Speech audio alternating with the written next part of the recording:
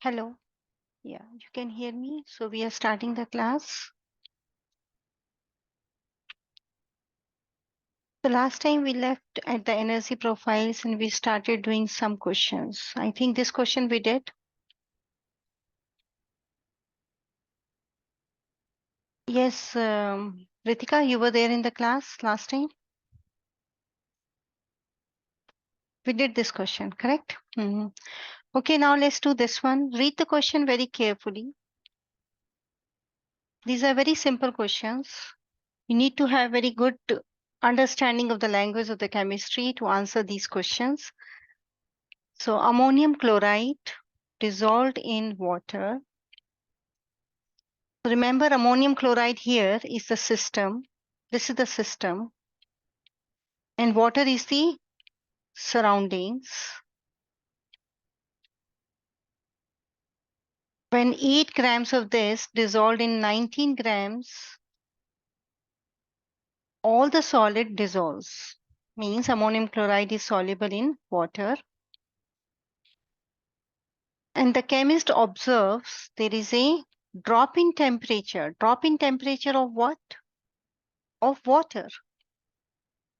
The temperature of the water drops. So which diagram, which energy profile represents the dissolution of this ammonium chloride?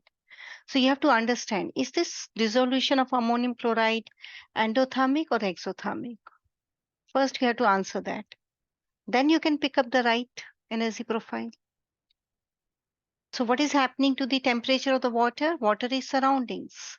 So what water is doing is losing heat or gaining heat.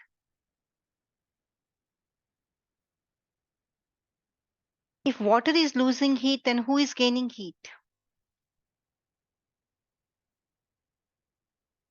Ammonium chloride. So this process of dissolution is endothermic. Heat is on this side.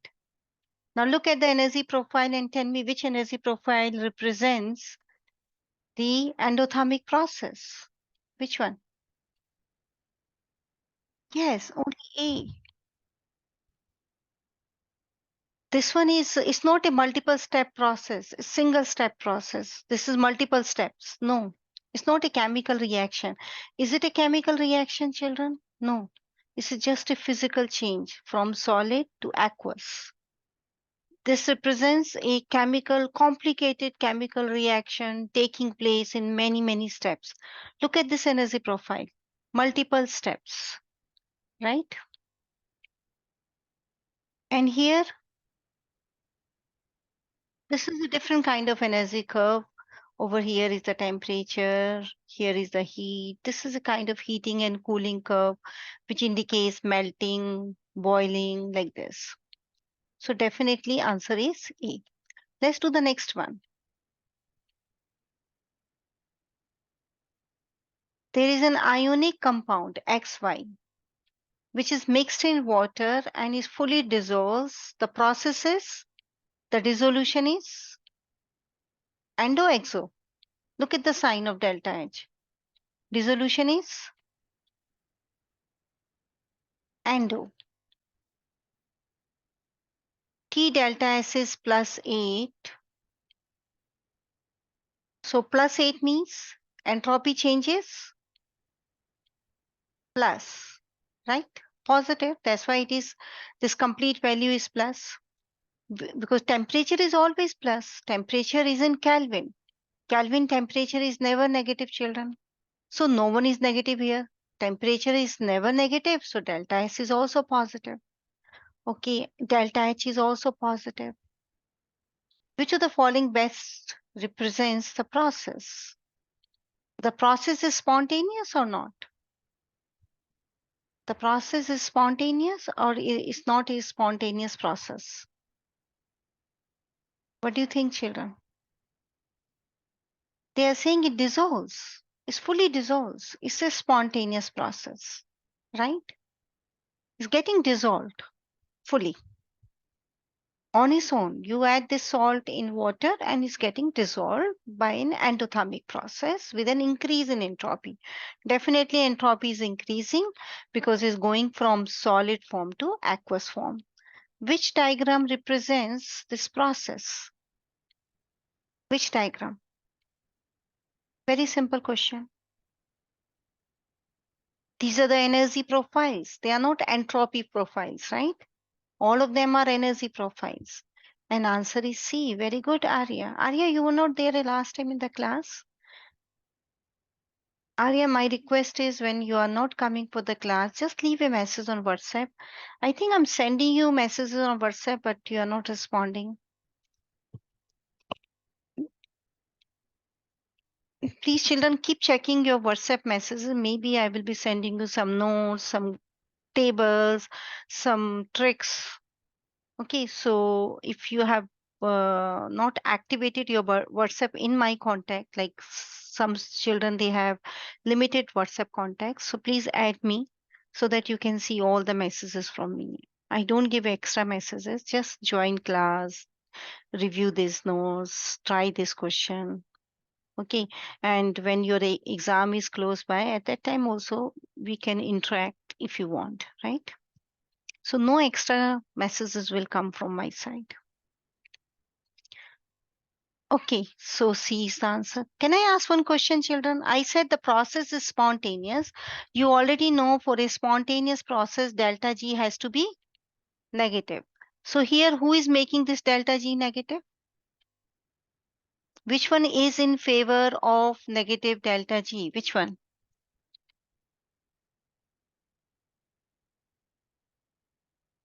Which one is in favor of negative delta G? Is delta H? Is it favoring it? Or delta S? Who is favoring it? Last time we did these type of questions. Out of these two, which is in favor of negative delta G?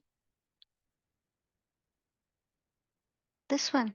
This is in favor of negative delta G. Delta S. Because when this is positive, then this complete will remain negative, which can make your delta G negative. This is not making your delta G negative, not in favor. So we did plenty of questions in the last class, not favoring. And this one is favoring, right? So please, these are very simple questions. Do not lose marks in these questions. Read this question carefully. Decide whether the process is endo or exo. Think in terms of system and surroundings. And remember, you are measuring the temperature of the surroundings, not of the system. Okay? Reading the question, children?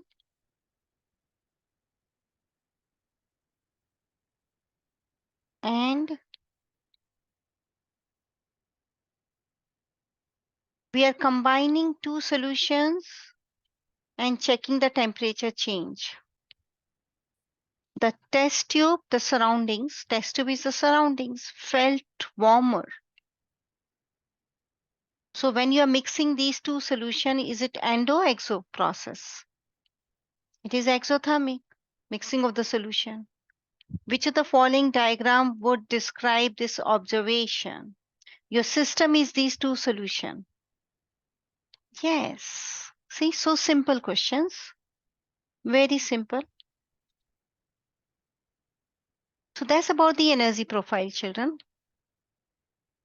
Now I'm coming on the next topic, that is thermodynamic and kinetic control. This also we did in our regular class. So before I start, I give you a brief idea about it. Then you'll find answering the questions will be very easy. Thermodynamic is going to, you can make notes about it. Thermodynamic means stability. Stable.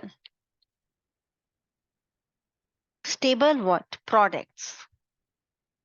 And what's the meaning? How to identify whether the products are stable or not stable? From energy. Low energy. Low energy. I'm making a energy diagram here. Here is the energy. And here is the reactant. This is the progress of the reaction. And it goes like this. So do you think this product is thermodynamically stable?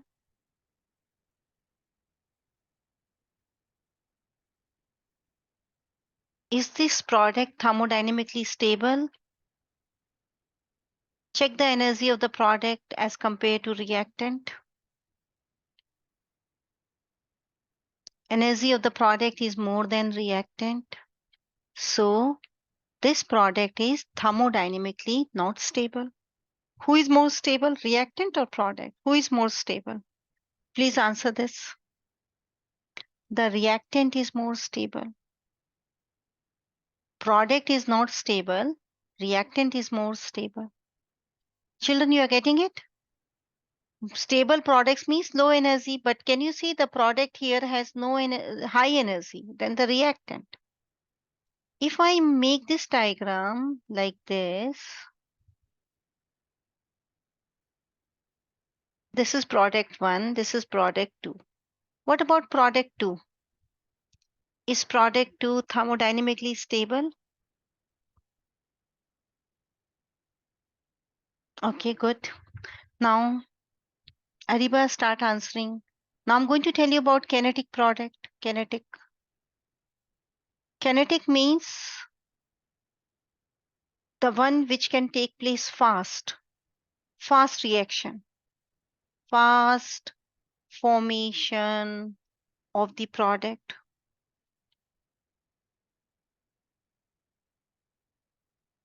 For the fast formation of the product, you are going to compare activation energy. Activation, the top of the hill, activation energy. Low activation energy means fast formation of the product. It means that particular product is kinetically favored. You're understanding the word? Thermodynamic, check the energy of the products. Kinetic, check the activation energies. So here in this first part, you said P2 is thermodynamically controlled. Make this diagram. Is thermodynamically controlled. Stable. Can you tell me out of P1 and P2, which one needs more activation energy? Which one needs less activation energy? For the activation energy, you can write EA.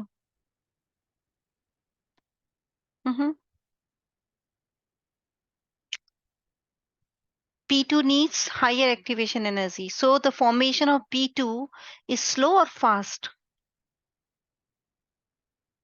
Azuni, you're not answering. Azuni, you're okay? Ritika, start answering. Formation of P2 is slow because activation energy is high. P2 slow. Why? Because activation energy is high. That's the reason. But what about P1? Formation of P1 is fast because activation energy is low. Please write on this. So out of these two, which one is kinetically controlled? P1. It is fast formation because activation energy is low. So P1 is, write on here, P1 is kinetically controlled product.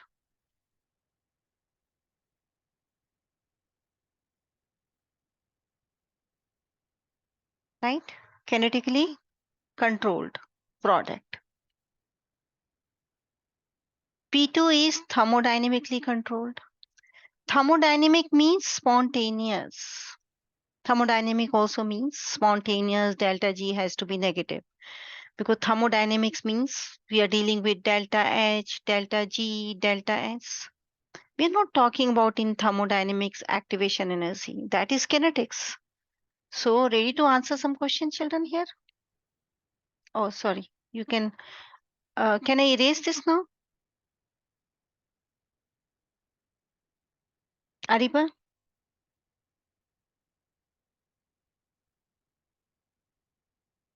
Afan? Afan, these are very simple questions. Start answering. Okay, read this question and this part. This is the diagram, I think, and this is the question. Yes. So they have given the delta S and they have given the delta H. Now read this statement. The combustion of this is a combustion reaction. You can see the combustion reaction burning. When the reactants are combined, no CO2 H2O gas at this temperature was formed. No reaction. Reaction is very spontaneous. You can see that entropy is positive, enthalpy is negative. So from this reaction is delta G is negative.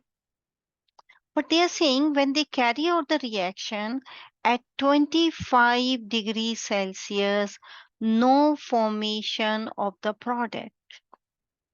Products are not formed at all. Reaction didn't start. Reaction didn't start. What does it mean?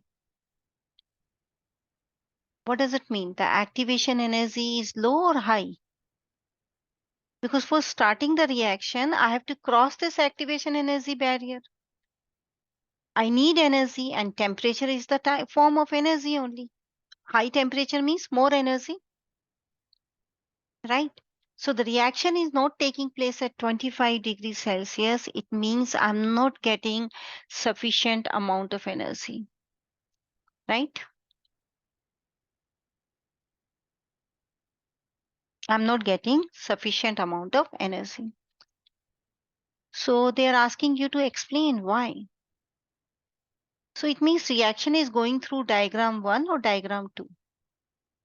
Which diagram is fitted if this reaction is not taking place at 25? Which diagram is good? The one with low activation energy or the one with high activation energy? Ritika, perfect answer.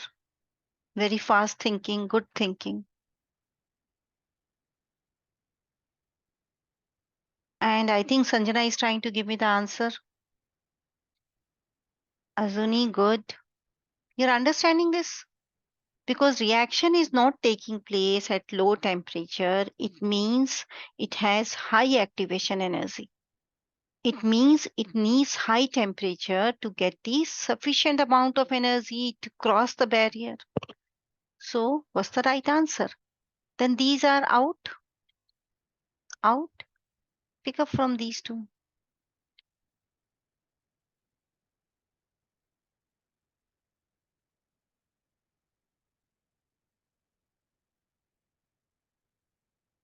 Yeah, B is the answer. Why not C?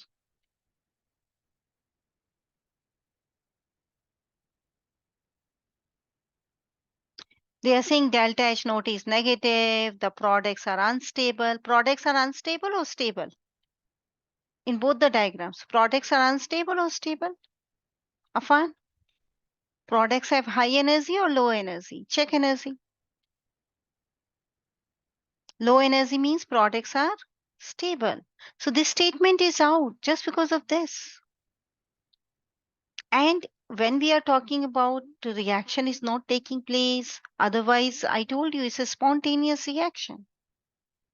So understand this question in depth, understand all the options, think about all the options. Okay, ready for this?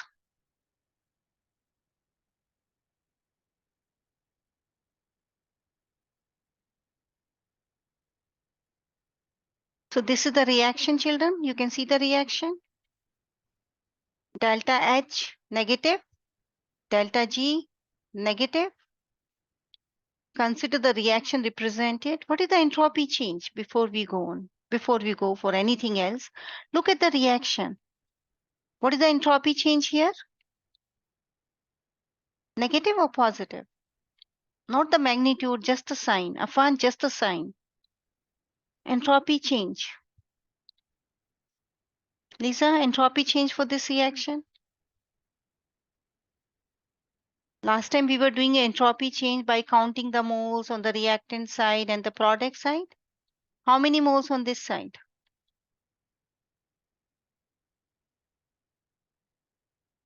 Yeah, Lisa, you're right. How many on this side? This side has 4, this side has 2. So number of moles are decreasing as you are going in this direction. So the entropy change is negative. All of you are getting it? Sanjana? Arya? Delta S negative. So if I say delta S is negative, what does it mean? Is it making your delta G negative or positive? Is this favoring or not favoring?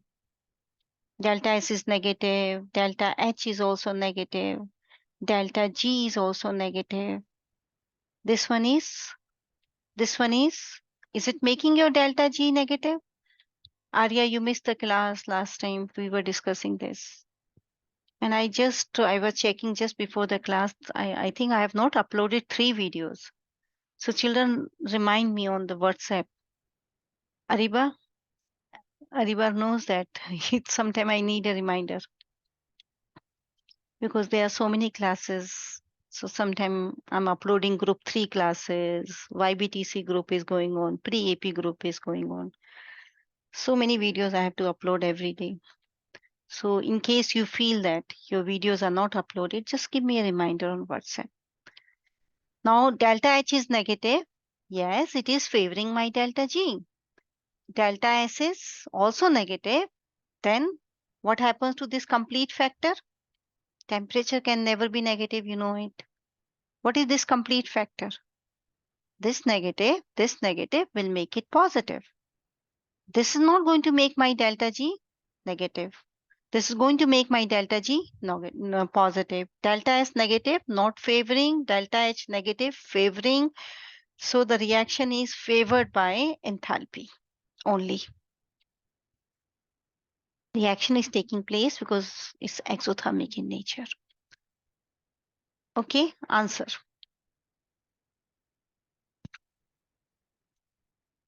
Which of the following, when equal volumes of N2, H2 are mixed, no formation of ammonia is observed? Which of the following best explain? No formation means delta G is negative at this temperature, but still the reaction is not taking place. Why is it so? So let's go back to this equation. Delta G is delta H minus T delta S. At this temperature, reaction is not taking place. Means at this temperature, the value of delta G is not negative. So what can be the reason? Is delta S supporting it? Is delta S supporting it? No. If you remember last time, no, it's negative, it's not supporting, right? Last time, if delta S is negative, then I want my T delta S to be smaller than delta H. We did one table also. Temperature needed is low, right? One factor is this. That is over here because delta S is negative. Second factor, this is we have to consider this factor and we have to consider second factor, activation energy. If activation energy is high, then this temperature 298 K is not sufficient to cross the activation energy barrier. Then it means high temperature is needed, high temperature. Now pick up the option.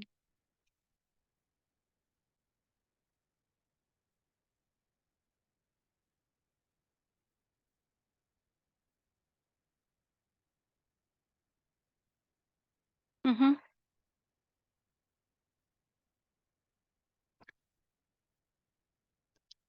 So I'm going to eliminate. Children, it's quite confusing question. So here, this factor which I'm talking about in the options, they are not talking about this factor. So remove this factor. They are not talking about it. Now, what factor they are talking about? Activation energy. So is this the right answer? I said only two factors are responsible. One factor they are not talking about, so we eliminate it. Second factor is high activation energy. When the activation energy is high, then the reaction will be very slow. Yes, Sanjana. See what Sanjana is writing. So C is the answer. But the question is why A is not the answer, B is not the answer, D is not the answer. So children, I want you to learn when you are preparing yourself for AP exam, you have different types of books. You have my website also. And there is a book uploaded by me, 2023 book. And one of the best book. You need not to purchase any extra books. Download that book. Go through it. When you are saying this option is right, then and try to understand why the other options are not right. Figure out the reason. It may take some time, but it will give you a deep understanding of the concept. Why this option is not right? If you are mixing 1 is to 1, at least some reaction will take place. It's not that N2 is H2 is 0. You're not saying that one of the reactant is 0. Are you saying here one of the reactant is 0? No. If both the reactants are there, then depending upon the ratio, some amount will form. That's why this is out. It's not that I need a ratio of 1 is to 3, only then reaction will take place. No, it's not like that. I can take any amount, they will react into 1 is to 3, that's it. But if N2 is there, H2 is there, and reaction has negative delta G, no problem, reaction will take place. Depending how much you have added, accordingly you will get the product. So this is out, this cannot be the reason. B, the reaction has extremely small equilibrium constant. No. Look at this K, minus 33. You remember this equation? Delta G naught is minus R T ln K. We did questions also based on that.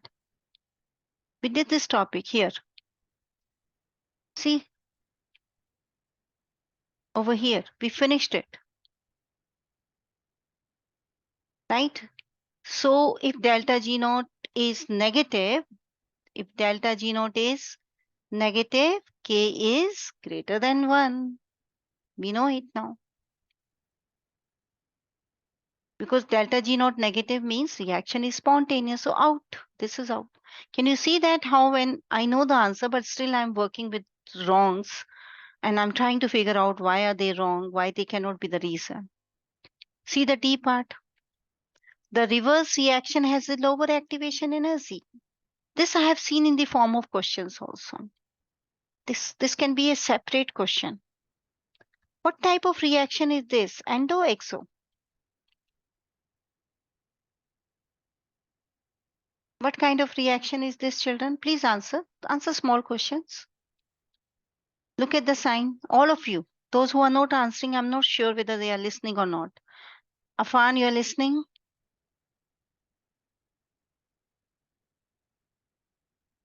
My question is, Ashwin, my question is it exo, endo, Ashwin? Ritika, Sanvi, it's exo. How the energy profile will go?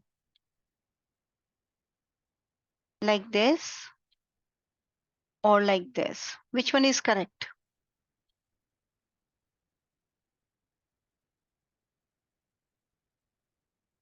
The second one is correct. Okay. Check the activation energy for the reverse reaction. Here. The second, oh, sorry. This is first, this is second. Okay, sorry. Which one is correct? Yes, the first one. The first one. Yes, Hariba, you're right. As only those who were saying second one, because I didn't mention earlier which one is first and second. Arya, Ashwin, are you clear about it? Exo, endo? Arya, Ashwin? Okay. Now look at the activation energy for the reverse direction product to reactant. product to reactant. In which case, activation energy is more. In endo or exo? This is exo. This is endo. In which case, activation energy is more? Exo. You can see here. See this one. This is the amount, activation energy. So is this statement right that the reverse reaction has lower activation energy? No. So write down in your notes, exothermic reactions, activation energy for reverse direction, reverse means product to reactant is higher than, this can be a multiple choice question. Draw the diagram, think and answer. This is a question. Take it as a question. Activation energy for reverse is higher than forward direction.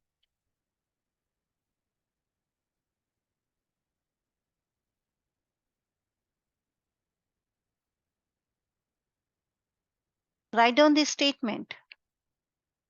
And with this statement, write down endo statement also. Write down endo.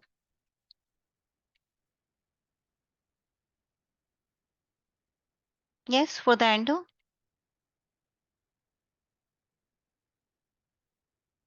What's the statement for the endo? Please type here, anyone who have understood this. For the endothermic, activation energy for the reverse direction is lesser than activation. Yes, Sanjara. And Zara is giving us such a beautiful, simple format of the long statement. Yes, Ritika, good. So take it as a question. This is a separate question, Ritika. So can you see that how I'm making these options also like a question? And that will help you learning better. If from one question and its options, you can learn 5, 6 questions. Check this.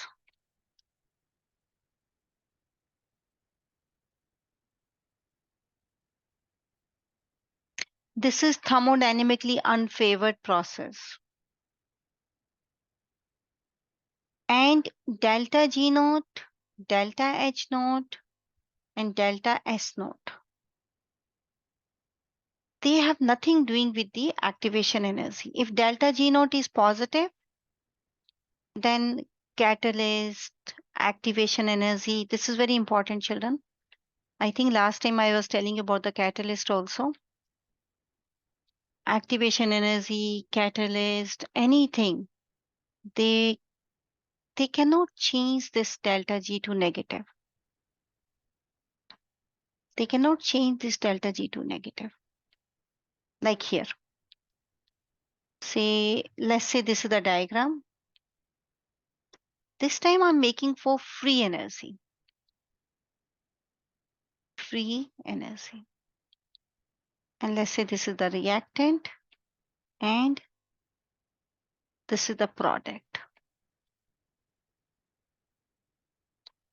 What is delta G, children? The difference. This one. This is delta G, right? The same energy profiles I can have for free energy also. Now this delta G naught you can see, which is products minus reactant, is positive. Products have more, reactants have less, is positive. Now you add a catalyst. Add a catalyst. Activation energy lowered.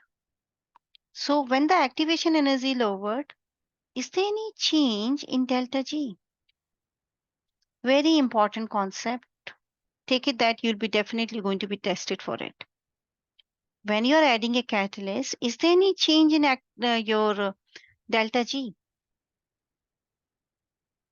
Any change? Is there any change in the energy of the reactant and of the product? No, Sanjana.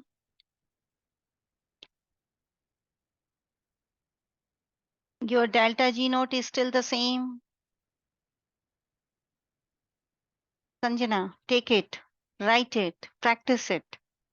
A catalyst lowers the activation energy only. Yes, Sanvi. Sanvi is doing quizzes, and I'm very happy with you, Sanvi. And you have, I have seen that you are flagging the questions also. Sanvi, my request is, can you put the questions on forum? Just with the snipping tool, the way you send me on WhatsApp. Children, I don't answer questions on WhatsApp. There is a forum. My earlier students of group 2, you all of you have the login ID and password there. Those who are new can create their own login ID and password and start posting questions there. Okay. Post your all flag questions. This will help other students also. Generally, if you are wrong in one question, then generally I've seen 5, 6 students are wrong in the same question. So if you post the question and when they go on the forum for the same question, and if it is already answered, they will come to know that this is the answer. Use the forum, children. Now this is very high time. We have 1 month. Try to do every day 30, 40 questions from AP chemistry. 30 to 40 questions. Make a target. I'll sit for 2 hours or 1 hour, whatever number of hours you are needed for doing 30 questions, 50 questions. That's how Indian students in India, those who are appearing for IIT, they make a target. I'll do 100 questions. I'll not leave my chair till the time I'm not done with 100 questions. Doing question is fun. It's like a game only. I love doing questions. And you also love doing questions here, I know. So take it like a game. So yeah, Sanjana, so please write down that a catalyst lowers the activation energy, is not going to change delta G naught, delta H naught, delta S naught, equilibrium constant K. A catalyst is not going to change any one of them. No change. This question I have seen many times. No change. But this K is what? There are two Ks which we have done. This K is equilibrium constant. Please check it. Because there is one more K, the small k. That's the rate constant. Rate constant. A catalyst can change the rate constant. It increases. It changes. Catalyst. I'm talking about catalyst, children. Catalyst. Catalyst. A catalyst changes the rate constant. It changes the activation energy. These are the only two things it can do. It cannot do anything else. So remember that. It increases the rate of the reaction by decreasing the activation energy by increasing the rate constant. Unit 5. So are you ready to answer this question now?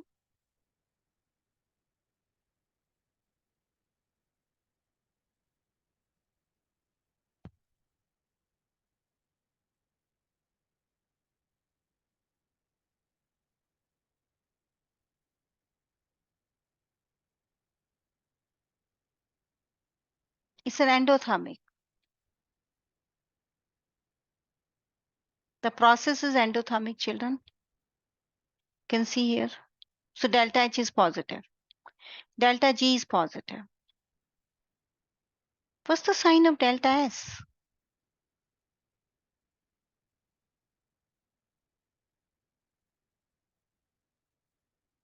Oh, see? Ritika, you're good. See, she's saying delta H is positive that the question has given. Now Ritika is telling me delta S is negative. Is any one of them favoring it? Is any one of them can make this delta G negative? No. So what's the answer? Pick up the answer fast. No one is favoring. Pick up the answer. Activation energy has nothing doing. It cannot change delta G. It cannot change delta G. Pressure, concentration, no one can change delta G. B is the answer. I explained you all these things, the effect of the catalyst, because I knew that in the question they are talking about a catalyst, activation energy. That's why I explained you everything. Okay, please practice it, memorize it. Sanvi, memorize it right away. Moving on, children. Okay. Reaction, K value. That's how you have to think in the examination. Reaction, K value, greater than 1 means spontaneous. Immediately, these things should come in your mind. Spontaneous means delta G is negative, means products are more. Products are more. These things should flash up in your mind when you are looking at this K value. They should come in your mind immediately. Within microseconds, your brain thinks very fast. So you have to practice your brain. Okay, hold your brain, practice it, how to think in the examination.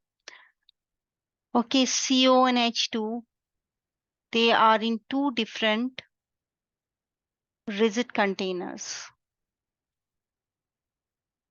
2 liters at constant temperature.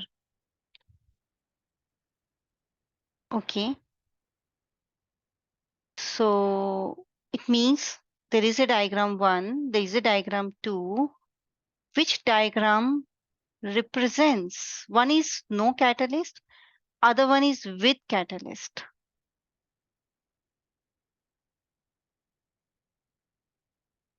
Okay, is the question clear? They are saying this is a 2-liter container, this is a 2-liter container. In one container, no catalyst added. In another container, a catalyst is added.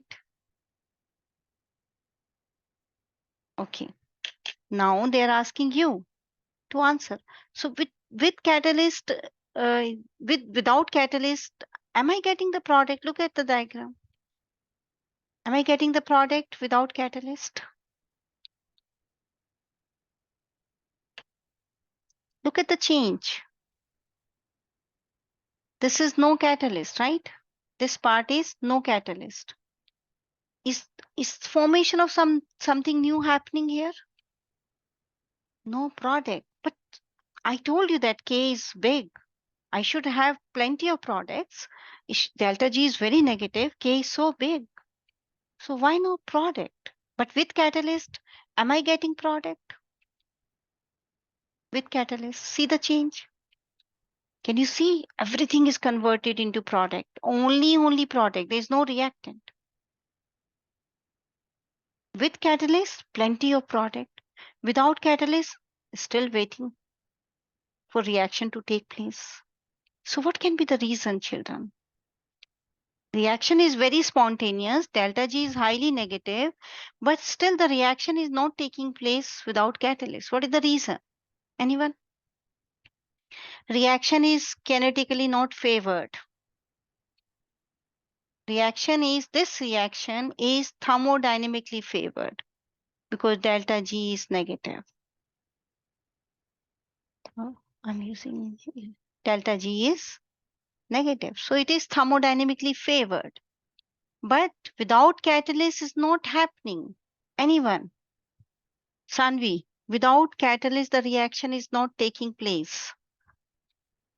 So no one is answering. That's not good. I explained you. What a catalyst can do, children? Pick up the answer. What a catalyst can do. Think about it.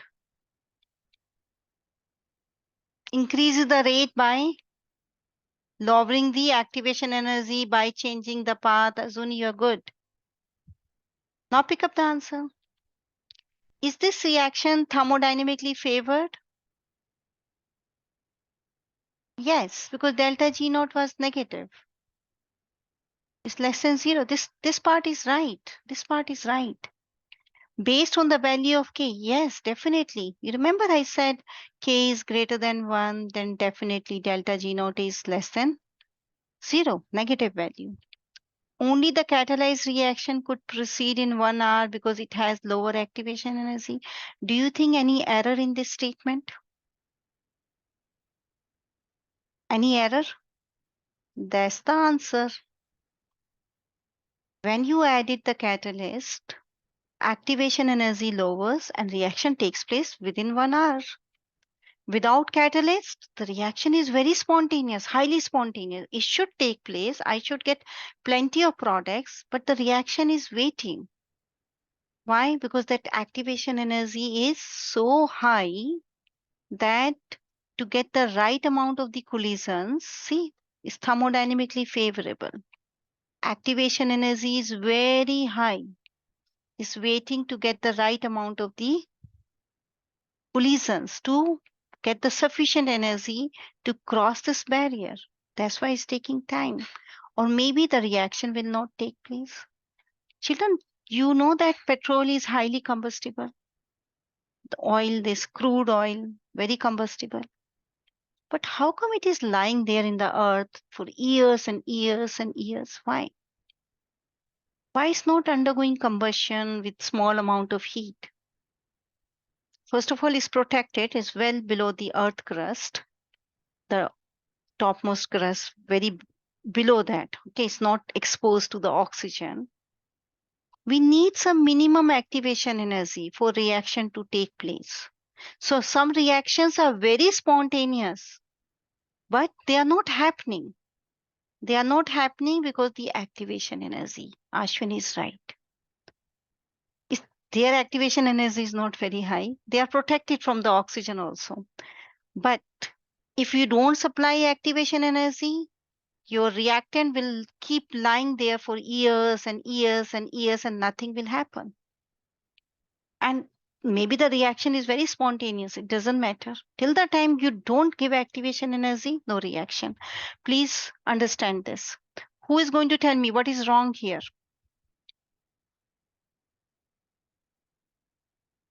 What is wrong here? You have to tell me what is wrong. This statement is wrong. This statement is wrong. What is wrong? Yeah, one more thing is wrong. You're right, Azuni. One more thing is wrong.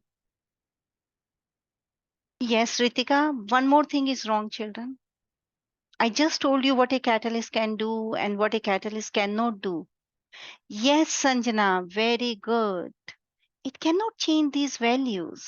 It cannot change, cannot touch all these things. Okay, what is wrong in C part?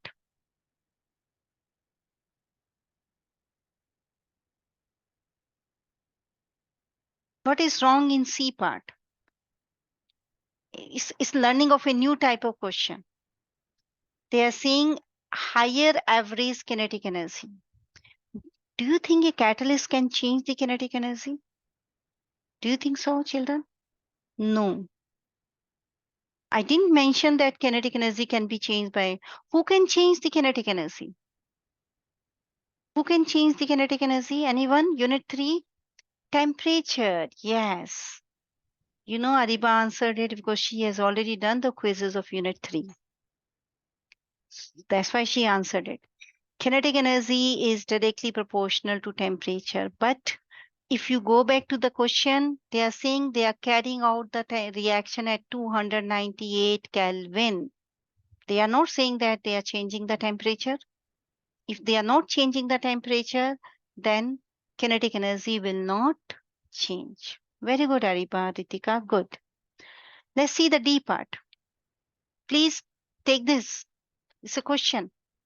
This statement is wrong because we are not changing temperature. If we are not changing temperature, then how come kinetic energy is changing? No. D part. What is wrong?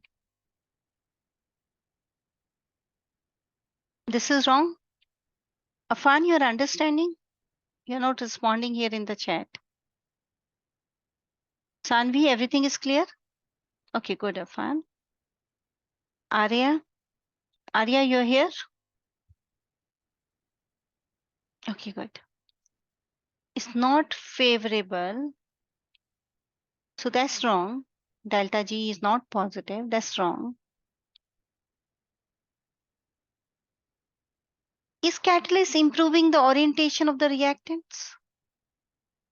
Is it changing the orientation? I already told you what it can change. It can change the, I think Sanvi said one more thing which I didn't mention. I forgot to mention about it. Path of the reaction. It changes the path of the reaction. It lowers the activation energy. It increases the value of K, the rate constant K. And it's not going to do anything else. So that's also wrong. Catalyst will not change the orientation of the molecules. Okay. So see, from here we have learned so many things from one question. One question is making you learn so many concepts.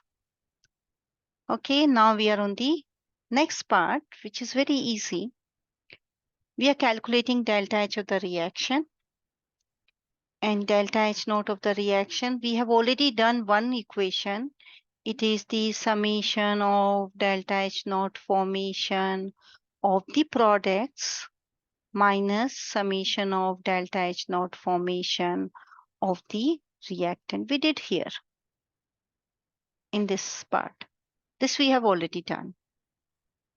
Right, now we are going to learn delta H naught of reaction from the bond enthalpies, summation of bond enthalpies. Let's see what's the meaning of this. Ready, children? Okay. So write down this equation. Actually, I'm going to give you equation in another format. AP will also give you in another format. So don't worry. So let's try to understand. First, we'll see why the energy profiles are always all energy profile. Like they will give you one energy profile like this.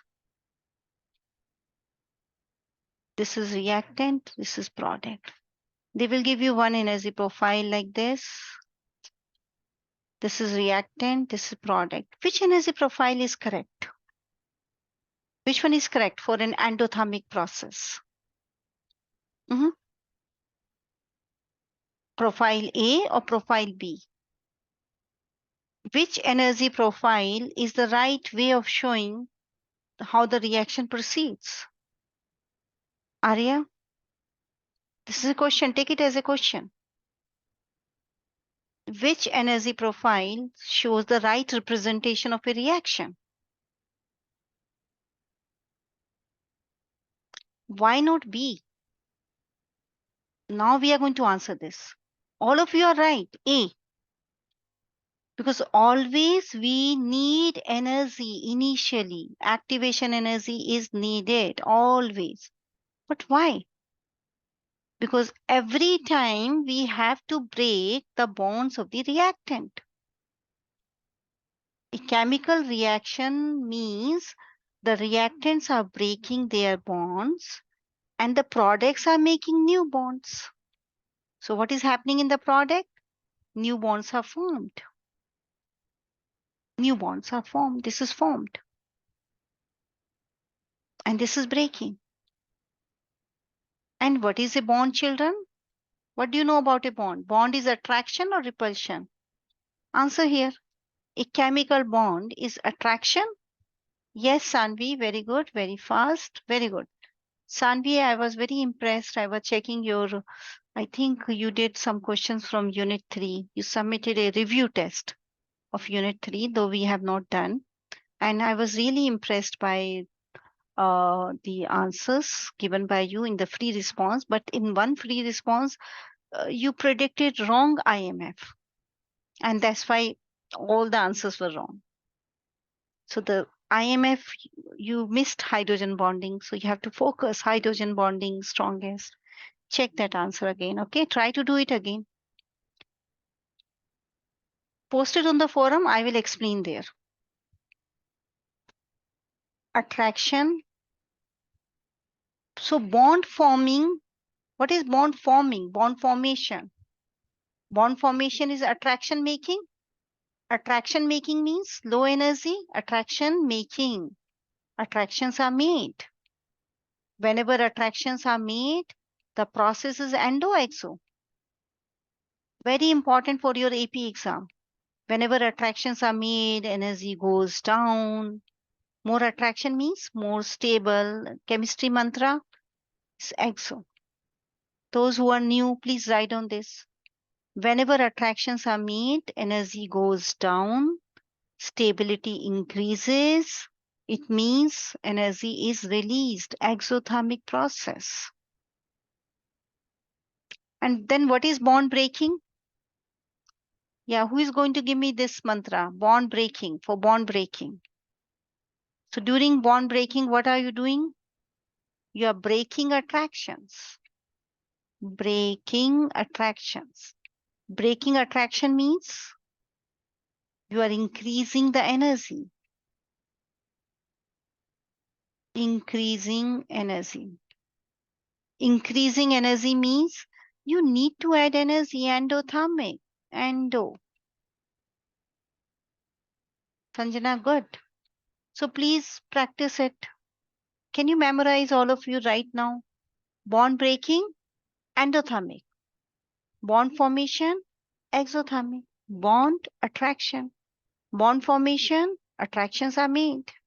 Attractions making means energy is going down, stability increasing. Energy going down means where the energy is going, is coming out. Coming out means exothermic. Correct? You know, energy can neither be created nor be destroyed. I have seen the latest fab of AP chemistry using these laws, fundamental laws. Mass can neither be created nor be destroyed. Like they are creating questions in which finally we have to answer the question based on this law. Mass can neither be created nor be destroyed. It's a very simple concept. But there was a question in 2023. They are talking about some kind of battery, and they are saying within the battery reaction is taking place, and the mass of this is decreasing. Mass of this, what is happening to the total mass of the battery? Total mass of the battery will not change. Battery is a closed container. Mass is not coming out. Gas is not going out. So it's going to stay within the closed container. So the answer is no change in mass based on conservation of law of conservation of mass. Mass can neither be created nor be destroyed. So within a container, within a closed container, whatever happens, the total mass will remain the same. So these questions I have seen from last 2 3 years, they are appearing every year. Okay, very based on very simple concepts. You heard this, children, law of conservation of mass? Okay, I think I have placed that question here.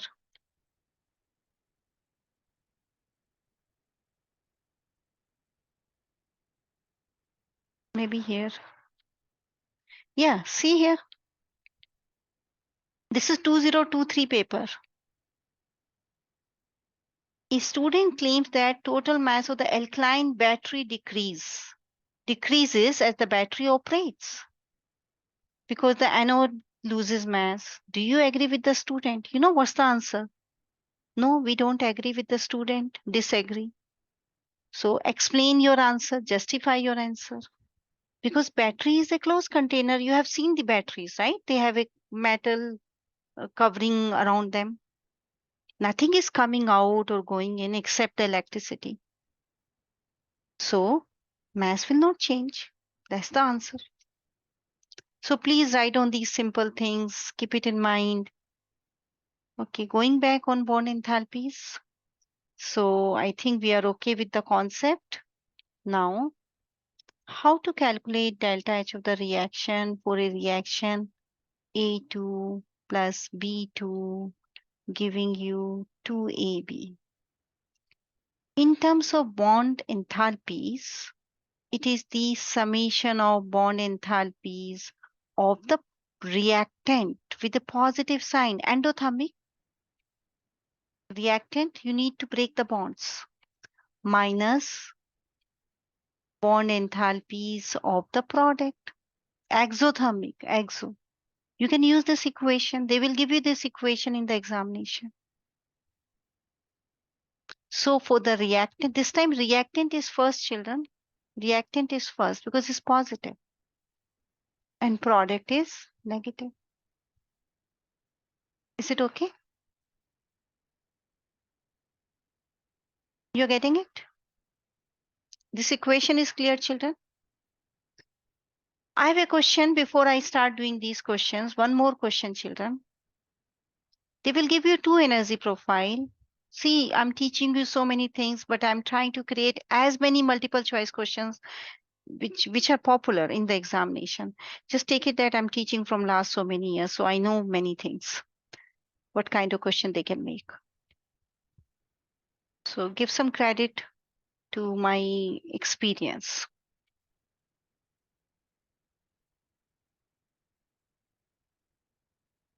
These are two energy profiles, A and B.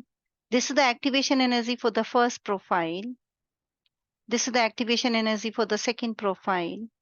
In which case, activation energy is high.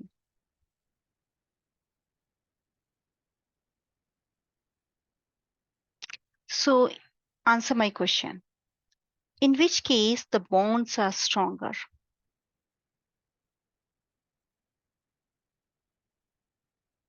Yes. Activation energy is the minimum amount of energy needed to break the bonds. Reactant, we need to break the bonds. That's why the energy profile is going up. Ashwin, you're understanding this? Energy profile is going up. More activation energy means more stronger bonds. They can ask this question, right? Understand all these concepts and try to integrate in your diagrams, energy profiles. It's not that they will say, okay, now this is the question on bond enthalpies. This is the question. Nothing like that. They mix all the concepts. Okay, I'm going to erase this. Now we are clear about the formula. Now look at this. For these questions, when they give you an equation, they are asking you to calculate delta H of the reaction using the bond energies here. We need to know their Lewis diagrams, like CH4. We'll review this unit very soon, how to draw the Lewis diagram again. This is CH4. Hydrogen, you remember, never makes a double bond. Hydrogen has only one electron. It can share only one electron. So it never makes a double bond. So carbon with 4 hydrogen means 4 single bonds around carbon. Cl2, 2Cl2. Cl is going to make a single bond with another Cl. I need to know these bonds, right? They are expecting you to know. It's a kind of question in which we need to know how to draw the Lewis diagrams also to identify the bonds. What about F2? What's the Lewis diagram of F2? Same as Cl, they are same family members, right? Fluorine, chlorine, bromine, iodine, same family. They all have 7 valence electrons, so they want to share 1 electron to complete the octet. Periodic table. Children, you have your periodic table on your table. How many of you have periodic? How many of you have periodic table in front of you? Mhm. Those those which are not with the periodic table, you are missing one important practice, children, how to search elements in the periodic table. You're missing that. I still remember it was way back, maybe around 2010, something like that. There was a girl at that time, there was SAT exam. I'm telling you all these small stories just to make you understand. There was a girl and she was appearing for SAT exam and we practiced plenty of question. Girl was good, really good, very sincere. And when the exam was over and then I asked her how was the exam, she was just telling me that, oh, I got confused with the periodic table. I said, why? You were practicing it with me also. She said that whenever we are looking at the periodic table, it is like this. And in the exam, like this, you can see the columns like this, like this, like this, like this, like this. In the exam, it was tilted. On the paper, it was other way around. And she confused with that only. I'm telling you, exam is a very, very difficult time. Brain can give you a nice kick at that time. You will get a nice kick from the brain if you don't practice. she was such a good, intelligent student. She got good marks, but the way she was expecting, she didn't get that because she was unable to locate elements in the periodic table when they have given it in a different tilted direction. You're understanding this, children? Please understand what I'm saying is saying from my experience. Don't take it lightly. Okay? So you must have your periodic table in front. You should be in the habit of looking periodic table from all angles. Okay, so this is the Lewis dot diagrams now of the reactants. So how many bonds you are breaking? Let's write on the bond breaking. Bond breaking. We are breaking 4 carbon hydrogen. Pick up the value from here. Carbon hydrogen. Oh, I think I didn't give you the right table. Table should be 8.4. I've taken some other table. So anybody can help me from the Google. Just type bond energy of carbon hydrogen bond. Afan, you are helping me? Somehow I picked up wrong table. So can you help me?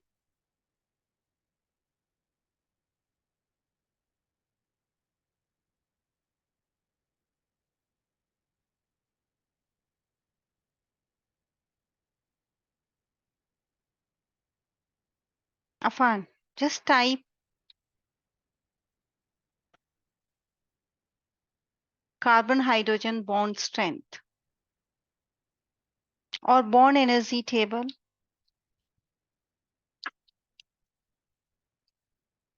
These values will be given to you. You need not to memorize these values.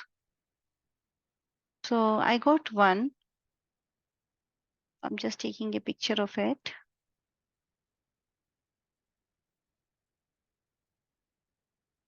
These are average bond enthalpies. Replacing this table with a new one. And we are doing this question. Yes, Afan, very good. Thank you. Yes, Azuni, good. Now table is here, right? Afan, thank you very much. Azuni, Ariba, thank you. Take care of the units, kilojoules per mole. So how many carbon hydrogen bonds you are breaking?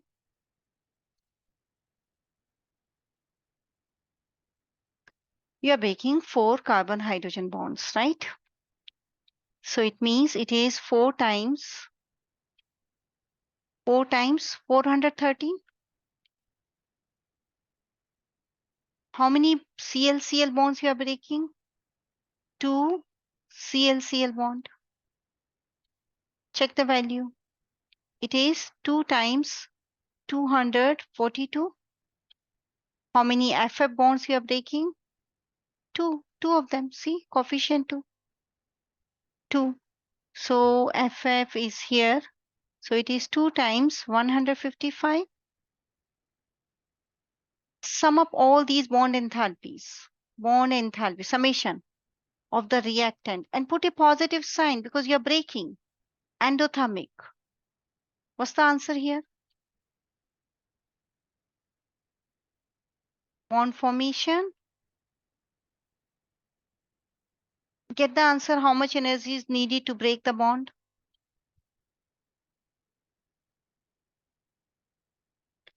And for the bond formation, draw the Lewis diagram. Only then you will come to know what bonds are formed. Everybody is understanding this? Arya, you're not answering. Arya, you're understanding? Okay, good. CF2Cl2. CCl, Cl, F, F. That's the Lewis diagram of the Cl. Because fluorine, chlorine, when they are not the central atom, they never make a double bond.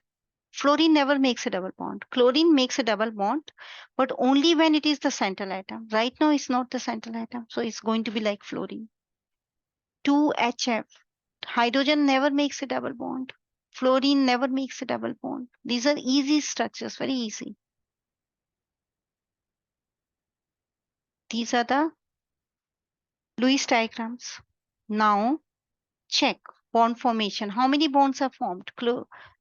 Carbon fluorine. This carbon fluorine is formed. Carbon chlorine is formed. Hydrogen fluorine is formed.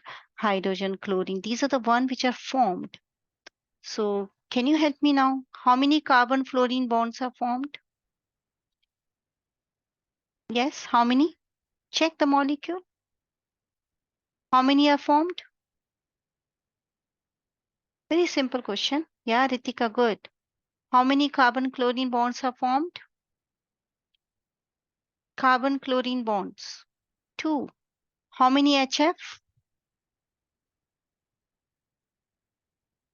How many HCl?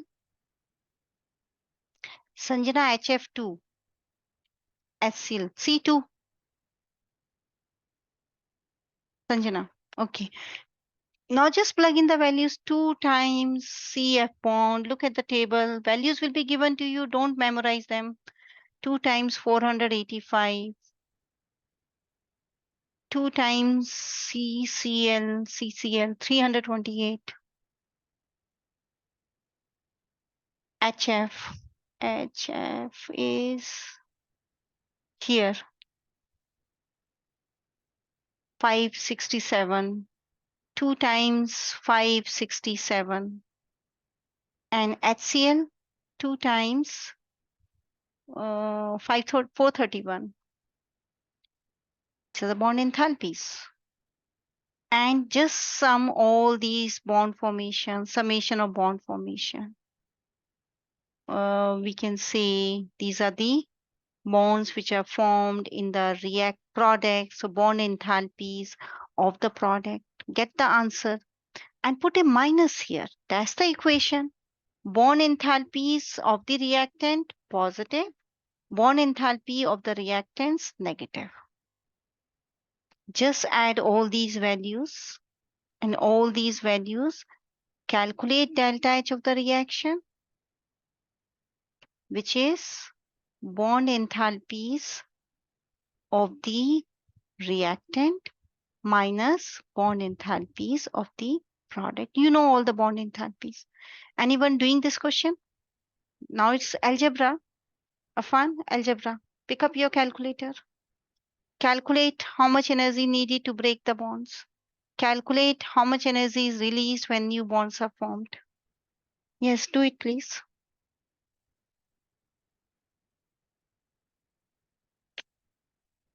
Waiting for the answer and tell me, is this reaction exothermic or endothermic?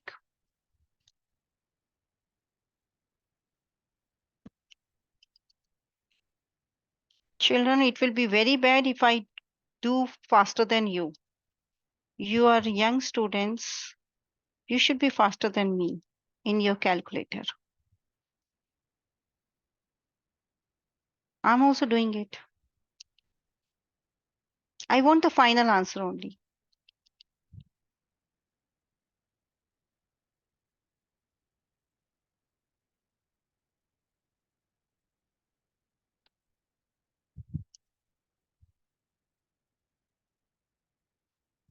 Okay, Azuni, is it negative or positive?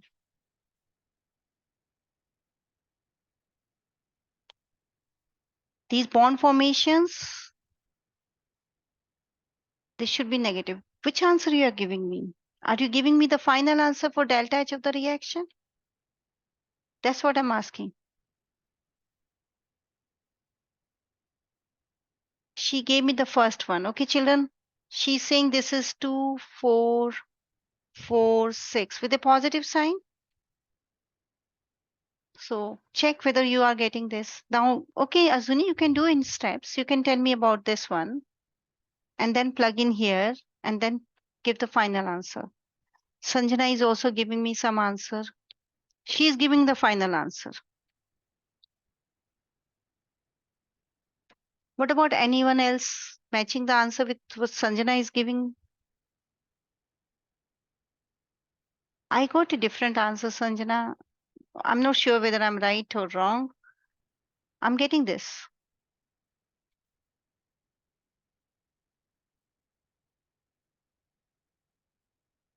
So, okay, Ritika is saying she's also getting this, so I'm right. Right? Azuni minus plus. Yeah. So delta H of the reaction is minus. It means this answer is minus, okay, I'm writing here, children, is minus 11,1174 kilojoules. That's fine. So what is it? Exothermic, endothermic? Is it exo, endo? Those who have not answered, can you answer this? Sanvi, where are you? Okay, good. So exothermic. The reaction is exothermic. So what is more stable, the products or reactants? Answer this question. What is more stable, the products or reactants? Good. Very good.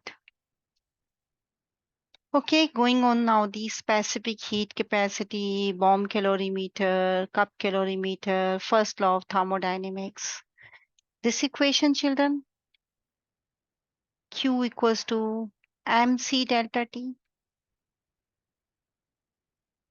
What is M? The mass. What is C? The specific heat capacity. M is the mass, C is the specific heat capacity. And you know that in the examination, they explain the symbols also. In the formula sheet, the very first page is telling you the meaning of the symbols. So in that way, the paper is helping you in understanding and doing everything. Only what is needed, some practice. Start doing practice. And children, my site is practice questions. I'm not targeting that you should be 100% correct over there. When we are practicing, we can be zero totally. You can redo the quiz. So take my site as doing practice. Don't take it very seriously. No, no, no. I have to score 10 because she is watching, or who is that person is watching, that person. No one is watching. Just go and do the quiz. Read the question. Maybe you are zero, but at least you have read the question. Reading the question is also a learning. It will help you in practicing all these things. Actually, here it should be C, MC delta T, where delta T is the change in temperature. And then we are doing this in a cup calorimeter. We are carrying out a chemical reaction. Then we are using the first law of thermodynamics. Energy can neither be created nor be destroyed. So how we are using that? Okay. We have already done all these things, but I'm just going to repeat everything for you. So please pay attention.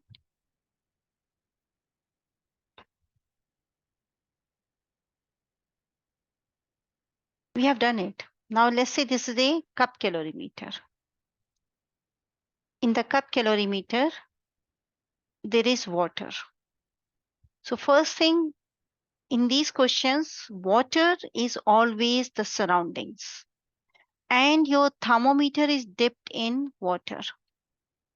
So it means you are measuring the rise and fall in temperature of the surroundings, not of the system. Now this is with a lid. There is a stirrer. There is a stirrer. So uniform mixing. You are adding your chemicals into this, and the chemicals are reacting to give the product, and there is a rise in temperature of the water. So what type of reaction is this? Endo-exo.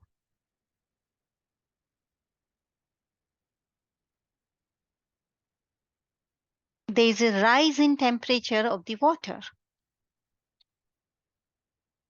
Water is showing you a rise in temperature. What is water? Delta T is increasing. So what water is doing? Q of the water is mc delta T, and delta T is increasing. So what water is doing? Water is gaining heat. Gaining heat. From where the heat is coming? Water is gaining heat. From where the heat is coming, children? Energy can neither be created nor be destroyed. First law of thermodynamics. From where the heat is coming? From the reaction. It means the reaction is endo-exo. Sanjana, Arya, Ashwin, reaction is endo-exo. Yes, please don't do this error. That's why I'm explaining you here. Always remember, water is always the surroundings in every question. Water is surroundings. Your temperature thermometer is dipped in water. You are measuring the rise and fall in the temperature of the water. If the temperature, if delta T is positive, increasing, then it means reaction is exothermic. Reaction is exothermic. Temperature is increasing of the surroundings. Heat is coming out. And if this delta T, which is always T final minus T initial, if it is decreasing, negative, there is a drop in temperature of the water, then it's going to be endothermic reaction, endothermic. And that is the reason we have this equation. Check this equation. You are going to use Q equals to mc delta T. You will calculate the Q of the water, but water is the surroundings. So Q of the reaction will be minus Q of the water. Because if it is endothermic for water, then it is exothermic for the reaction. They will have different sign. But this Q of the reaction is delta H of the reaction.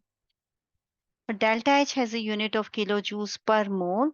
So we will say delta H of the reaction is minus Q of the water over N. Now the unit is joules per mole or kilojoules per mole. N is the moles. And this is a 2023 question paper or 22. I think 23. Ready, children? Based on this concept, first law of thermodynamics, read the question carefully. We'll do this question completely.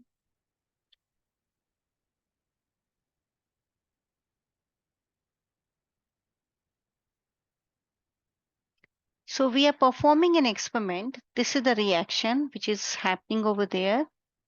And we are mixing 50 gram of HCl with 1 gram of calcium carbonate using a coffee cup calorimeter. The cup calorimeter which I made, the student is recording the temperature and the thermometer is dipped in water.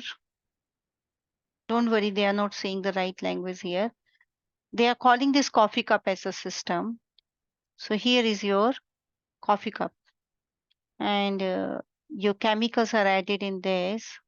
What is happening to the temperature of the solution? Can you see what is happening?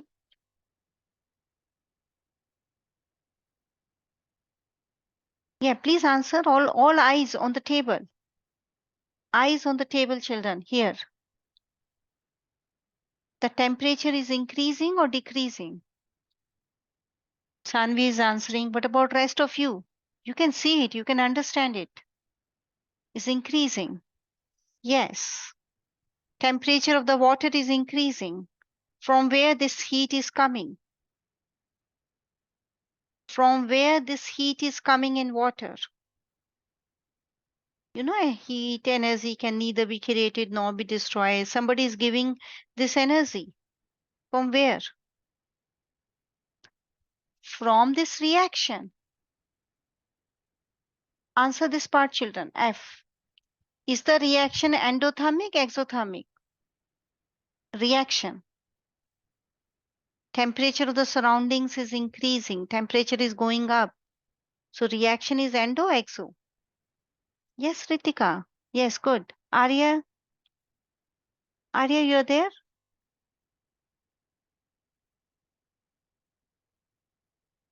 You're understanding everything? Lisa, today you're not answering, dear, anything. Lisa,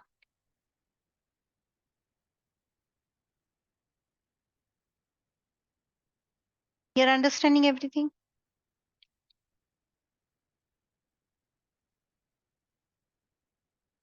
Okay. So this is exothermic. Justify your statement. So you will say during the reaction, the temperature of the solution is increasing. It means the reaction is releasing heat.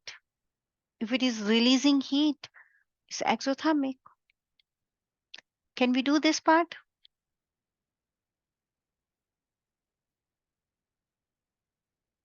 Based on the experimental data, the mass is this, the specific heat is this.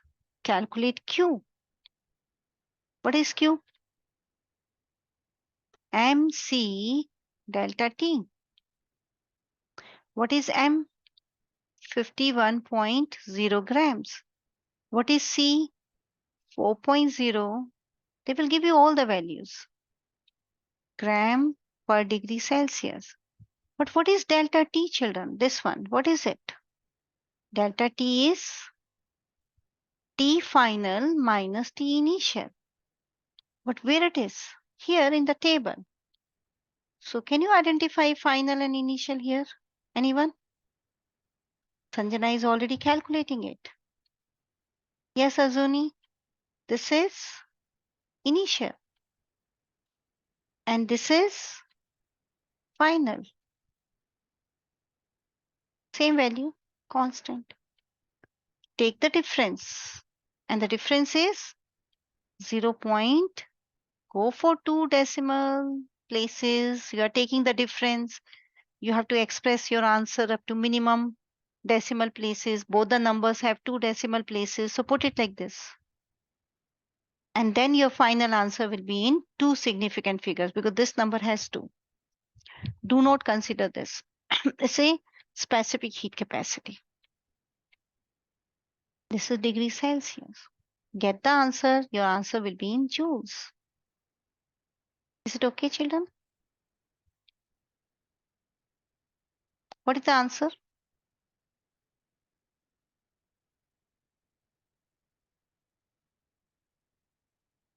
Yes, Sanjana is saying the answer, accurate answer is 142.8, but I'm going to take 140 because she's expressing in right significant figures. You will be tested here for SIGFIG. In free response, SIGFIGs are very, very important. Yeah, that is also correct, Azuni. Only thing that you didn't place the units. So 140, that's the answer. Azuni is also right. She put it in scientific notation. Ariba, you're doing it. Anzara, Lisa, Afan. Afan, I want maximum answers from you. I don't know why, but I want your fingers to be on the chat on your keyboard. Keep saying yes, no, okay, fine. I want your attention, Afan. Afan, you're there? Yeah. Keep saying yes, yes, yes. Either you answer or you just show your presence so that you can retain more. I want you to retain bulk in one session. Ready for next question?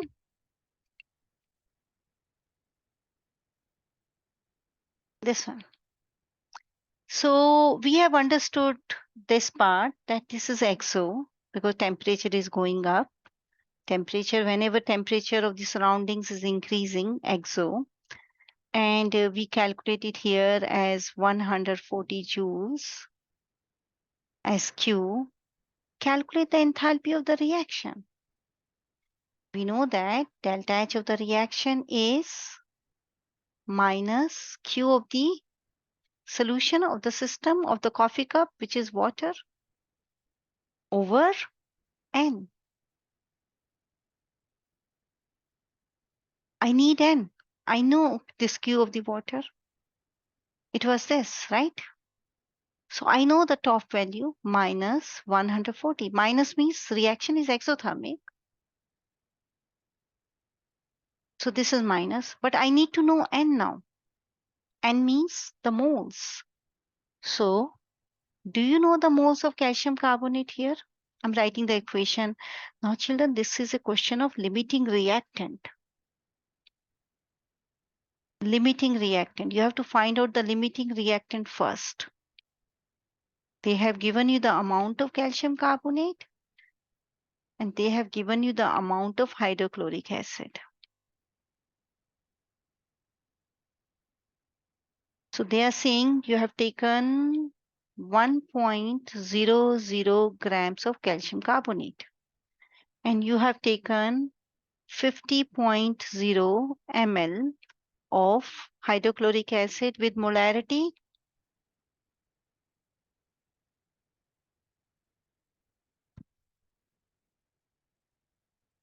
Oh, they have not given the molarity of HCl.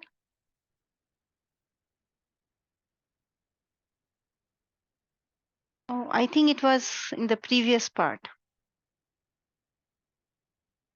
Let's say the molarity is 0.1 molar. So I'm taking molarity because I started from F part. So the previous part may be giving us the molarity. So let's say the molarity is 0.1 molar. So do you know the moles of HCl? That's molarity times volume in liters. So how much? 0.1 times volume in liters. 0.050, right? How many? 0.006. I'm going to retain. Oh, okay, I'm just giving you this also in 3 sig fig. I'm going to take 3 sig fig, 0.00500 moles. Is it correct, children? Just check my calculations.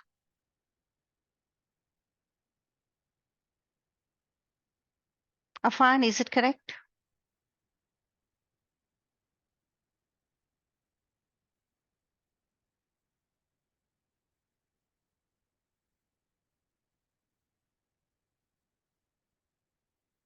Okay.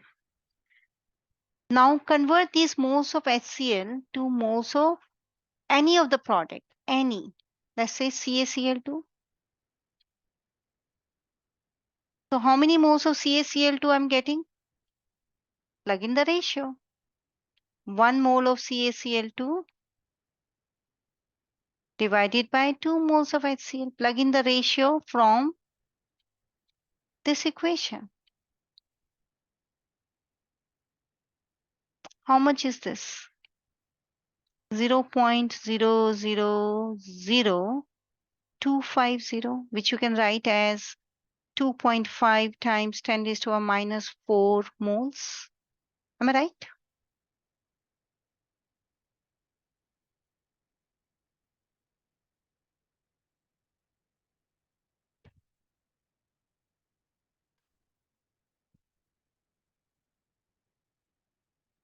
Is it okay, children? Check this calculation. Now I'm going to calculate the moles of calcium carbonate. Yes, Ashwin, help me in calculating the moles of calcium carbonate. Ashwin, Arya, moles of calcium carbonate, Ritika, is 1.00 grams. That's the mass given divided by molar mass. You know, calcium carbonate has wonderful molar mass. Anyone? 100 grams. You calculate it, it's 100 point something. So I'm just ignoring that.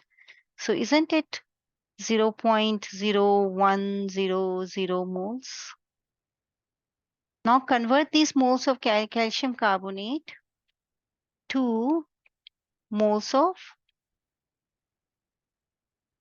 your CaCl2. They are 1:1. See, 1:1. So how many moles of calcium carbonate, calcium chloride are there? Same. They are 1:1. 0.01 moles. Who is the limiting reactant? Compare the moles of calcium chloride you are getting from calcium carbonate, the one which you are getting from your uric acid. Compare them.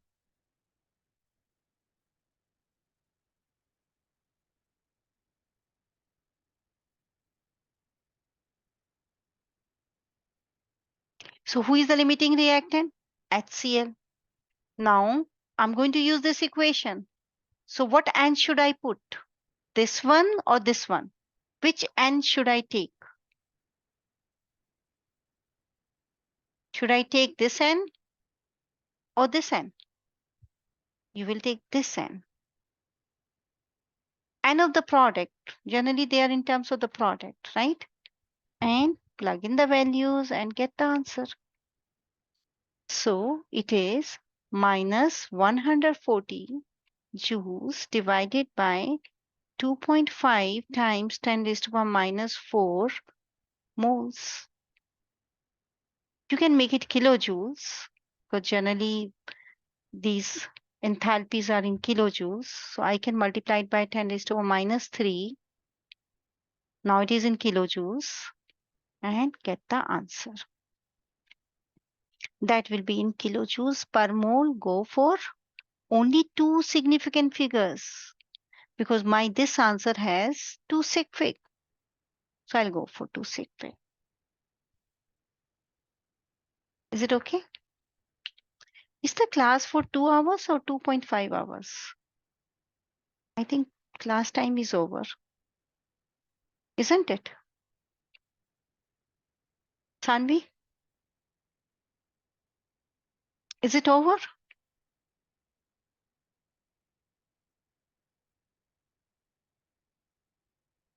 Oh yes, we have 24, not yet. Okay, yeah. Yeah, sometime it's confusing. Yes. We can finish up to here today. Then only this part is left. And then you are done with unit 6 and 9. So let's try to target. Let's finish with this and this. Have you understood this part? Anyone doing calculations? So this is your coffee cup calorimeter. You are going to use equation Q equals to MC delta T. And you're going to use this equation delta H reaction is minus Q of the water over N. You are already aware of that we have done this complete question. See, this is from I think 2023. My answer may not be matching with the answer given by in the exam because I have taken this molarity from my side. Remember I said, okay, let's take the molarity of HCl. This I assumed from my side. In the question, maybe it's different. Okay. So moving on to the thermal equilibrium, which is very simple. Yes, what is thermal equilibrium? Thermal equilibrium means same temperature. Same temperature means same kinetic energy. Remember this. Thermal equilibrium when the objects have same temperature.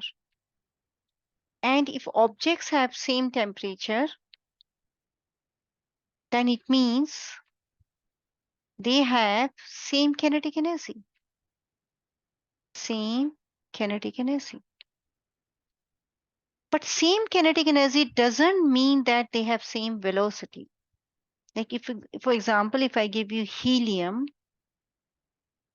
argon, krypton, they all are at the same temperature, 25 degrees Celsius. So what can you say about them? You will say, okay, these are the gases at the same temperature. So they all have the same kinetic energy. But if I say, okay, let's talk about velocity. Do they have the same velocity, Afan? Do you think they are moving with the same velocity? Answer is no, because kinetic energy is half molar mass V squared. They have different masses. Which one is heaviest? Look into your periodic table. Arya, give me which one is heavier gas. Helium, argon, krypton. Which one is heavier? This you can answer without looking at the periodic table. Krypton is heavier. So do you think krypton and helium are moving with the same speed? Heavy particles, they move slowly. So check here. Temperature is the measure of average kinetic energy. Remember this line. It is not the measure of velocity. Molecules, atoms, they can have the same kinetic energy, but their velocity, this is the particle speed. The particle speed for the different molecules will be different. Okay. And what happens to the speed when the temperature is increasing?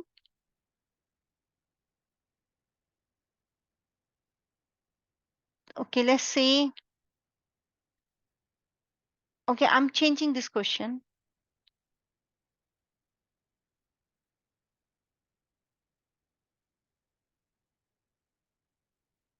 Let's say this is A, this is B, this is C.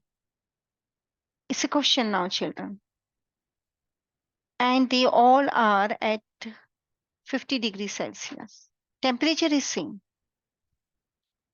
Now look at this energy profile. This distribution profile. Sorry, this is not energy profile. It's the distribution of the molecules. Maxwell, Boltzmann distribution curve from unit 3. They will come again. Tell me, which particle is moving fastest? Look at the diagram and decide which one is moving faster. All eyes here on the diagram. Afan, look at the diagram. Analyze. Which particle is moving faster, A, B, or C? And which one is moving slowly?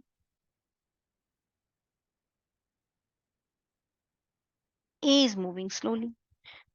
Okay, now this is the speed. A is the slowest. See the average speed of the A is here. Average speed of the B is here. Average speed of the C is here. A is slowest, then B, and then C. Now, can you compare their masses, molar masses? Which one is the heaviest? Which one is the heaviest? Compare the molar mass. I'm comparing the molar masses. Molar masses. So which one is the heaviest? Azuni, is this the answer? Yeah, good. A is the heaviest. Then B. Then C. This is one of the question from unit 3. Sanvi, you were doing unit 3. Did you come across with this kind of diagram in any of the question? Yeah, see? This is from unit 3, children. The Maxwell-Boltzmann distribution curve, the relation between kinetic energy, molar masses, velocity. Plenty of such questions are there. Okay, now I'm changing the question, children. Changing the question. All eyes here. This graph is at minus 100. This one is plus 100. This one is plus 500. So as the temperature is going up, what is happening to the velocity? All of you, please try to answer. It's just looking at the diagram, answering it. AMCAT questions are like this only.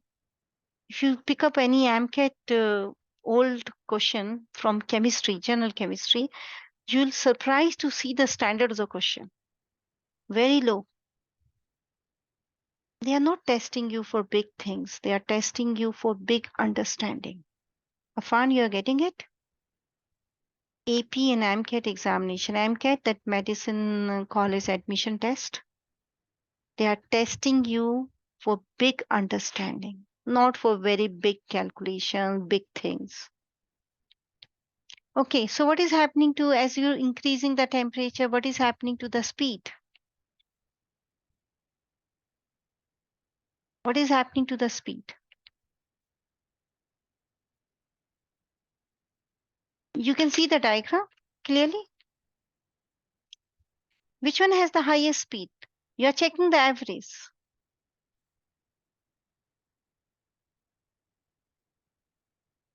Azuni, can you tell me why you said decreasing? You can see that you are moving in this direction. The one with high temperature, this is not the speed. I think Azuni is looking at this. Children, please don't look at this. This is not the speed. What is written here? If you remember in the 0 unit, we discussed plenty of graphs. That is the reason I discussed in 0 unit also the graphical representation. These are the number of particles. Speed is here. This is speed. This is speed. Look at the coordinates very carefully. Now you can see the one with 500 has the highest speed. The one with 100 has very low speed. So temperature increasing, speed increasing. Who will explain why? Explain why.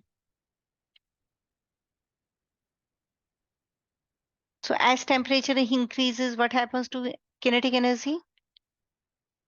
Yes, temperature increase. Yes, Azuni, very good. Kinetic energy increases and speed increases. High kinetic energy means molecule is moving. Yes, very good, Sanvi. High kinetic energy means molecules are moving with faster speed. Okay. What's the thermal equilibrium? Anyone? What's the meaning of thermal equilibrium? I want to answer this question. You can answer this question only if you know the meaning of thermal equilibrium. So what is the meaning of thermal equilibrium?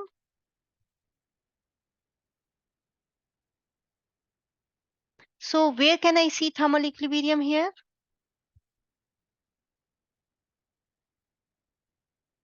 Yes, line B is the thermal equilibrium.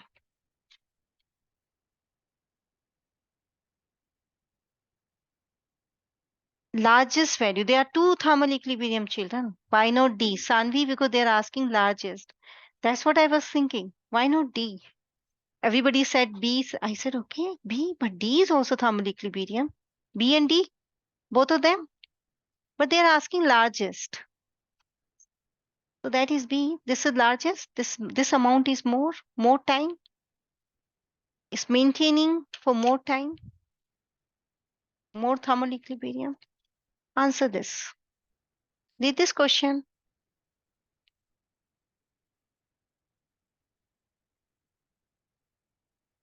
Hmm.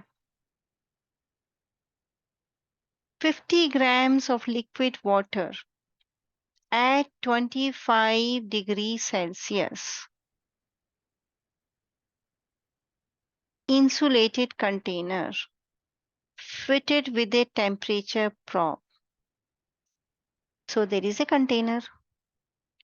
Insulated means heat cannot go in and out. Insulation, you know the word insulation, right? Heat is not going in and out. Here you added liquid water. This is liquid water.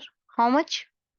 50 gram at 25 degrees Celsius.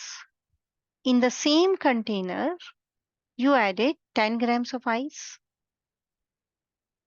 at 0 degrees Celsius. What will happen? So let's see what will happen when I add 10 grams of ice in 50 grams of liquid water. Are they at thermal equilibrium at this point? No. They are at different temperature. This is 25, this is 0. So heat flows, thermal equilibrium means heat will flow from high temperature to low temperature. So it means H2O liquid, which is at 25 degrees Celsius, will start giving heat Heat will start flowing in the direction of H2O solid, which is ice, at 0 degrees Celsius. This heat will keep flowing from the high temperature to low temperature till the time both of them will have the same temperature. Are you getting it? Yes, children? Are we understanding this? So as heat flows from 25, that's from liquid water, in the ice, what will happen to the temperature of this liquid water? Temperature of the liquid water. What will happen? Heat is flowing out of it. Ashwin, what will happen to the temperature?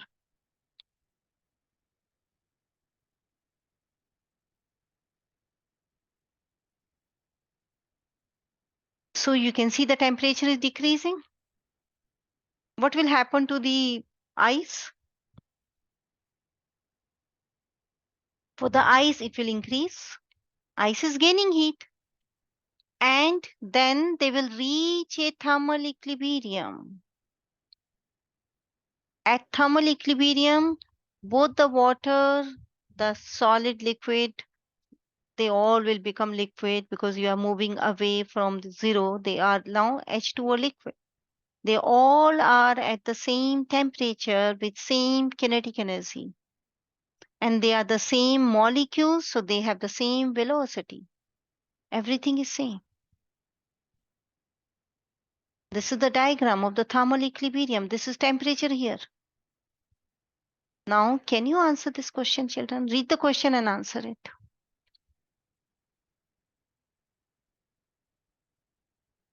Student is saying that the temperature will continue to decrease, then level out to a constant temperature. Is he right or wrong? We started with 25. So, temperature is continuously dropping for the liquid water. He's talking about liquid water. And then level out. I think he's right. They are saying student's prediction is correct. They are saying is correct. He's not wrong. He's right. Now you have to pick up the right explanation for it. Leaving the question on you, children, waiting for the answer from all of you. Lisa, waiting for the answer.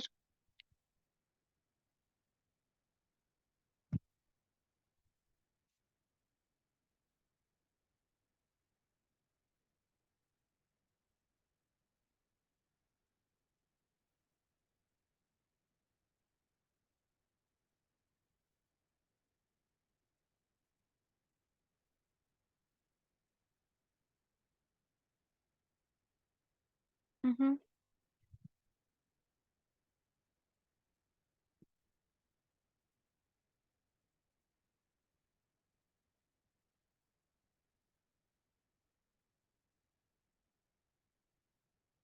Okay, start eliminating if the statements are confusing. Statements are confusing.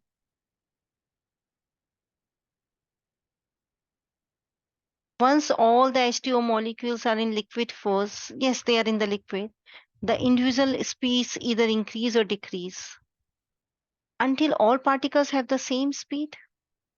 Do you think the particles are moving with the same speed? Average speed, I think we should say average. All the particles have the same average. They still will have slightly up and down, but average speed will be same. Okay.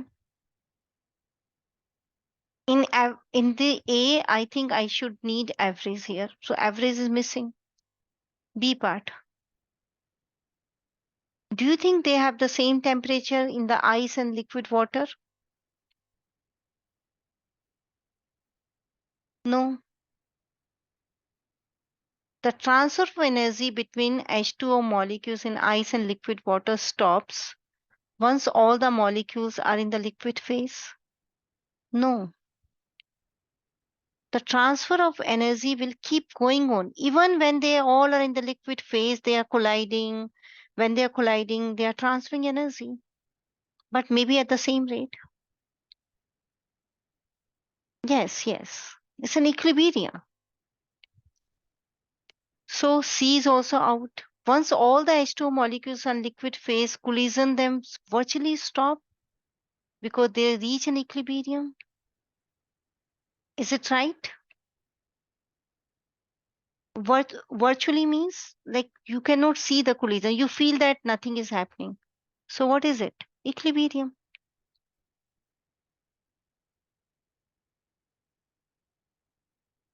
I think the best option is A. D is also out because collisions are still happening. Collisions will never stop. They are happening and the energies are still transferred. So this is also out. This is not a good language. A is the only option, and I will do correction in this question. In place of same speed, I'll write average speed. Same average speed. That's the only correction needed in this question, and I'll do the correction there. So, are we clear about this diagram, children? Doing more tough questions will make you more better in understanding. Now we don't have much time, but I can start the heating and cooling curves. Okay, it's a very important. So children, those who are thinking only 5 minutes are left, pay more attention. Don't try to leave the class. Pay more attention. Let's say I'm giving you H2O solid at minus 20 degrees Celsius. You start heating Q1. It becomes H2O liquid. At what temperature, children? It's still solid. It's still solid at 0 degrees Celsius. Am I right? But at 0 degrees Celsius, it will set up an equilibrium with H2O liquid. At 0 degrees Celsius, it set up an equilibrium with liquid. Then Q2 is still H2O liquid at 100 degrees Celsius. At 100 degrees Celsius is going to set up an equilibrium with H2O gas. This represents your heating curve. You're heating, you're supplying energy, Q1, to raise the temperature from minus 20 to 0. At 0, there is a physical change, solid to liquid, which is an equilibrium. Here you are going to calculate Q2. Then liquid to 100 degrees Celsius. This is Q3. You are heating it to raise the temperature. Then again equilibrium. You are going to call it as Q4. Equilibrium. You need energy to go to convert liquid into gas. You are calculating all these energies here. Q1, Q2, Q3, Q4 like this. So we'll discuss this heating and cooling curves in the next class. So please join the class at the right time. They are very easy to understand. So join class 2-3 minutes in advance. See you in the next class, and if you have any questions, you can stay back.